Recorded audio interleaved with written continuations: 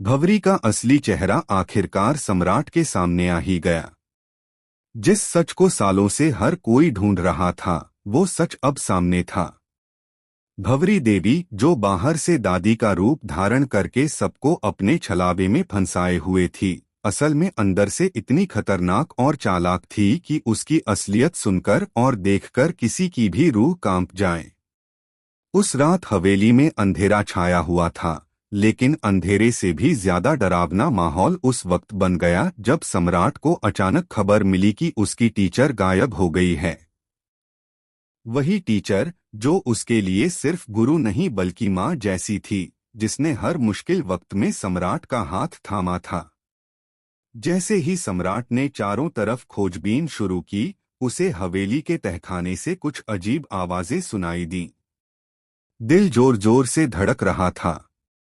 वह नीचे उतरा और वहां उसने वो नजारा देखा जिसने उसकी आंखें फटी की फटी छोड़ दी। भंवरी देवी ने उसकी टीचर को कुर्सी से बांध रखा था। हाथ में तेज धार वाला चाकू था और आंखों में ऐसी आग थी जो किसी भी पल सब कुछ जला सकती थी।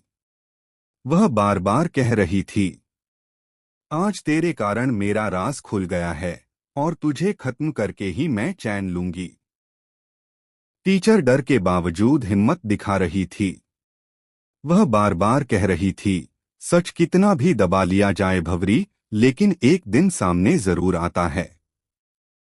तू चाहे मेरी जान ले ले, लेकिन अब तेरा पाप सबके सामने आ चुका है।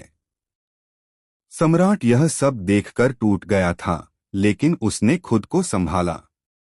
अपनी आंखों में आंसू रोककर उसने जोर से आवाज लगाई, दादी, ये सब छोड़ दीजिए, ये सही नहीं है। मैं अपनी टीचर और अपनी किशमिश दोनों को बचाऊंगा।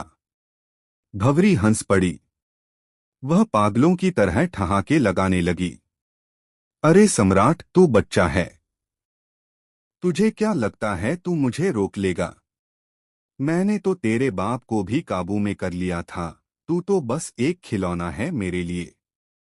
लेकिन तभी सम्राट ने अपनी मासूम सी मुस्कान के पीछे छिपी हुई चाल दिखाई। उसने धीरे से कहा, दादी, पीछे मुड़कर देखिए।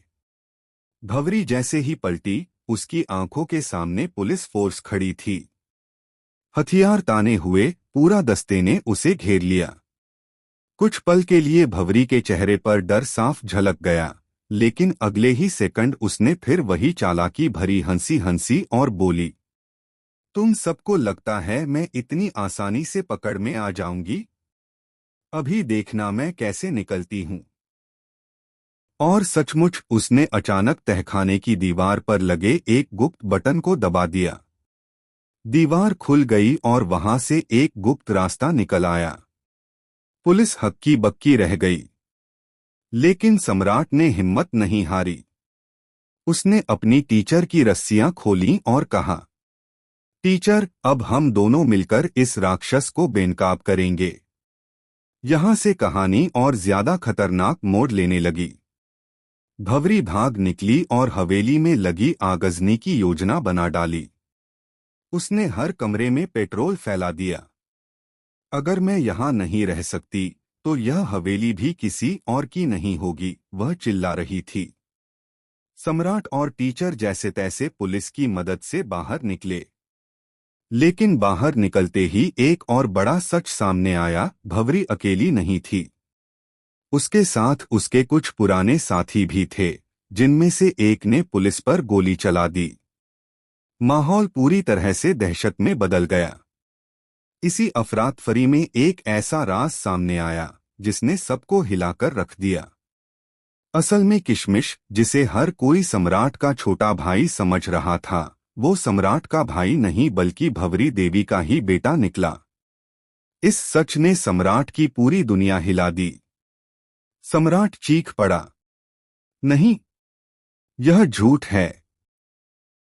किशमिश मेरा भाई है, मेरा खून है। ल